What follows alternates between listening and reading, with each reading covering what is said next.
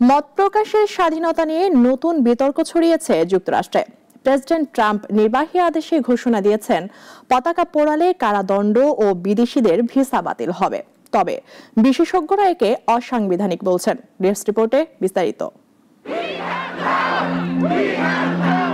যুক্তরাষ্ট্রের পতাকা পোড়ানো নিয়ে ফের বিতর্ক। সোমবার নতুন এক নির্বাহী আদেশে প্রেসিডেন্ট ডোনাল্ড ট্রাম্প জানালেন, পতাকা পোড়ানো আর কেবল মত প্রকাশ নয়, এটি হবে শাস্তিযোগ্য অপরাধ। আদেশে বলা হয়েছে, পতাকা পোড়ানো উস্কানি বা দাঙ্গা উস্কে দেওয়ার মতো অপরাধ।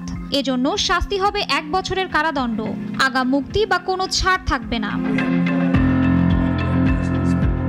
শুধু তাই নয়, বিদেশি নাগরিকরা যদি যুক্তরাষ্ট্রের পতাকা পোড়ায় তাদের ভিসা বাতিল করা হবে, এমনকি বহিষ্কার পর্যন্ত করা হবে বলে উল্লেখ করা হয়েছে।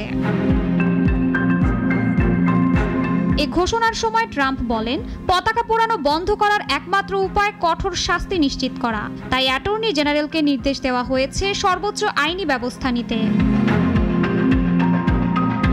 তবে আইনি বিশেষজ্ঞরা বলছেন, ট্রাম্পের সিদ্ধান্ত সংবিধানের সঙ্গে সাংঘর্ষিক। 1989 সালে মার্কিন সুপ্রিম কোর্ট রায় দিয়েছিল পতাকা পোড়ানো মত প্রকাশের স্বাধীনতার অধিকার।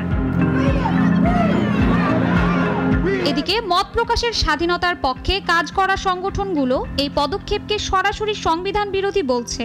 তাদের দাবি, প্রেসিডেন্টের কলম দিয়ে সংবিধান পাল্টানো সম্ভব নয়। মত প্রকাশ তা অপমানজনক হলেও সুরক্ষিত অধিকার।